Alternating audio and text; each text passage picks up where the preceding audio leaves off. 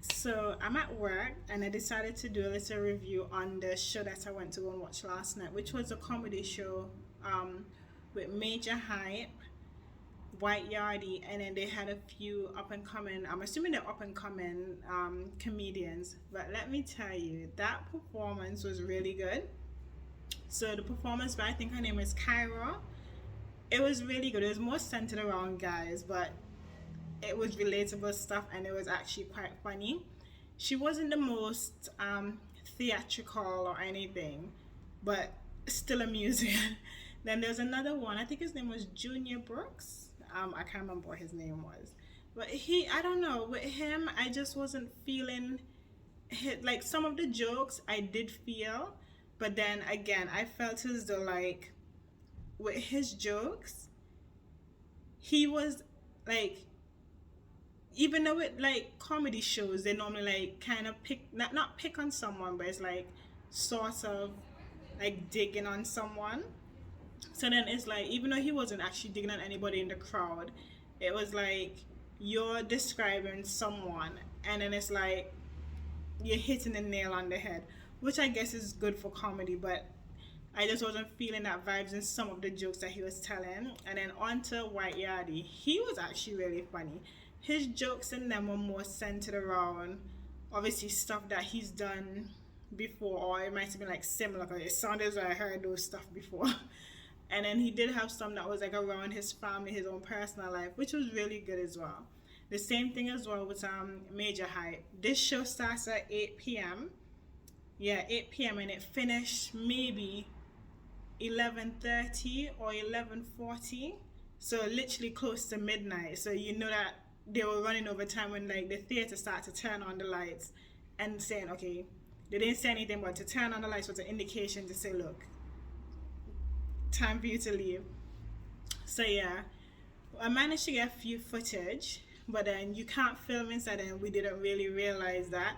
So a few people were like, you know, you just do like little Instagram, like little videos for Instagram and so on. But then I'm assuming his security or somebody within the theater just came and I was like, you can't film, you can't film. I was like, okay, no problem. So then with Major Hype, he was funny as well with his content and everything. But then it felt as though it was like a therapy session for him because he was like taking you back down to memory lane and so on, and then he was like relating a lot of it to like what's happened to him and what's going on with him within his family and his kids and everything, which at a certain point when you know it's funny but then you still know it's not funny because like some things, because I'll be thinking okay, yeah, when I was younger you can't be outside at a certain time or whatever, but then when you relate it to your kids now it's like it's not real. It was funny when it was happening to us, but now that kids are of a different generation, everything has changed. Like stuff that was classed as acceptable back in those days is not acceptable now. So it was a bit, yeah. But otherwise from that, we enjoyed the show. We actually laughed a lot. Like there were some women behind us, right? If I could have recorded how they laughed, right, you would be laughing just at their laugh. The amount of like people stamping on the floor, well, based on the area that we were, they definitely got their money's worth. We were up in the balcony area or somewhere, and then to the right of us, there was a couple in one of those little boot things, like look a bit more. Maybe they was guessing it on in there, but like every time I looked up, I was like, wait, is nobody like looking over and seeing these people like acting very inappropriate within a show? And it's not like if it's a row of people that kind of like conceal them or it's uh like a proper dark area. It was like it was lit because it's one of those, it's a corner boxes that's on the balcony. So I think it's just two of them inside there, so maybe nobody else has bought it because it might have just been like one extra seat or it might only be two seats. But the way that it's angled as well, like stage lights and so on are shining there, so clearly they didn't really care. But yeah, but after a while they left. The area in which it was in Hackney, close to Hackney Town Hall, so I think it was in a good location. You had public transport from, I think that was Hackney Central. You can get the buses there as well. I don't know if you could drive there because we just got public transport there because that would have been the easiest thing for us to commute back home. But yeah, there's a lot of eating areas around there. Not in terms of like um, sit down areas. There was a pub and there's a few like fast food places. But otherwise, from that, I really did enjoy the show, and I hope you enjoyed it with the clips of So what's. the chatty one left. It's like a hard for you not tell nobody about it. Because you know, like you know when somebody tell you say, yo, but there's something. Same time somebody ever come to you and say, yo, man, I'm gonna tell you something, but don't tell nobody. You know what we're gonna tell people. They tell me what I said that. That's when I wear something to say, because we are going to, if somebody in a relationship right now and you tell them your business, them man know. No man, yo, you know about my woman friend, them, you know. When she try to tell me, oh, well, you don't have like group, like she bring friends, I bring friends, and she's like, oh, she like, no, him not like her, him not like her. We know what she have. Pillow talk is real. Like when you're a woman lay down at night time, you know my friend this, my friend that. We listen to everything. So that's why when you say you want to go with certain friends, we say, may I tell you go somewhere instead. Not just that one there. But people may tell you something, but don't tell nobody because somebody tell me this and tell me not to tell nobody.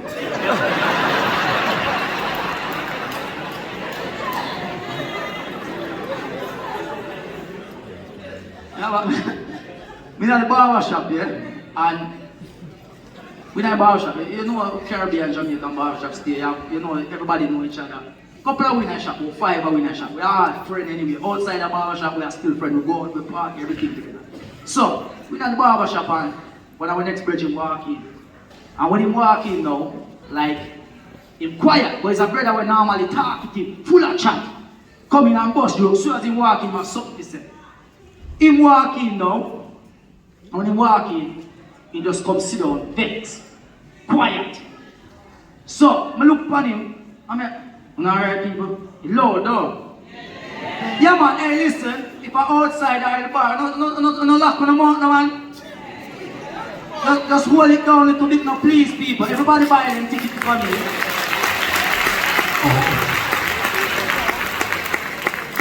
So please, people, if you're at the bar, or you just hold on the night because there's other people who spend their money to come watch a show.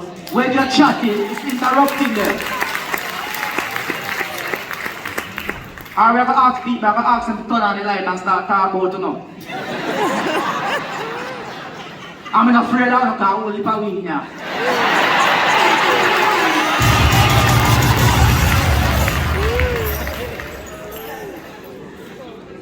I shall proceed.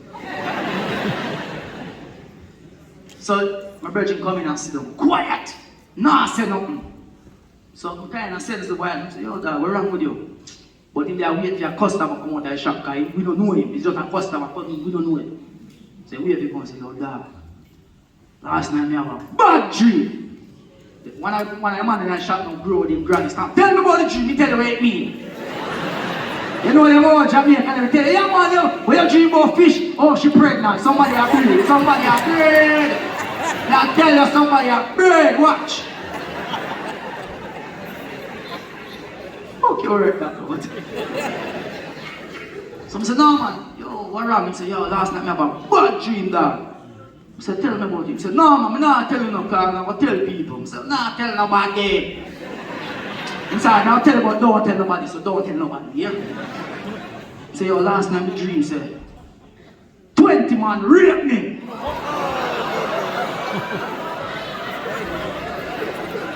You will have to look for the man when you know about dream, tell you about that one there.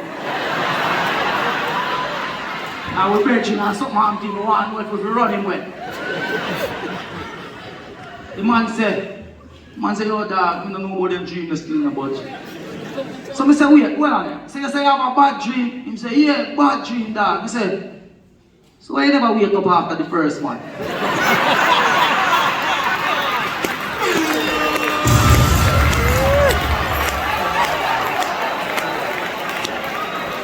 Yo people, my name is Yardie, big up on yourself.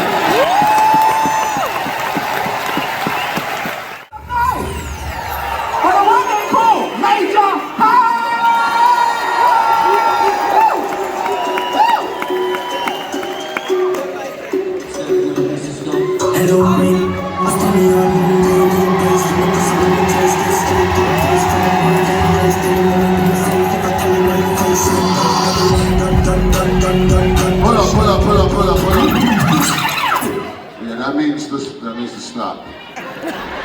Where you from, bro? Where you from? I'm from London. You from London? Yeah. What's your background? Jamaican. Jamaican? So you're supposed to know when they say blood clot. Alright. Yeah. How y'all doing, London, England? Make some noise! All my proud Caribbean people, make some noise! Who's in the building tonight? Big up to everybody that's representing Trinidad. Anybody from Trinidad? Shout out to my Trinidadies in the building. Oh God. Oh God. You know, Trinidad people always happy. They always fucking happy for no reason. That's what they just be happy for nothing. Just say, oh God, what's going on? They alright? Happy. I don't give a fuck if you deporting them motherfuckers. They will chip all the way to the fucking airplane. They're like, fucking send me home, I don't care. Send me the fuck home, I don't care. That shit don't work with Jamaicans, boy. You send a Jamaican home today, he be back in 48 hours. They're gonna be right there talking about, yo, them can't hold me now, that man. Can't hold Babylon system, I fuck it. You gotta love Trinidadian people though, you gotta love them, man. They happy as shit because they music. All they do is sing happy shit, that's all they do. Everything is happy. Boy, breathe, be right, you me, my time,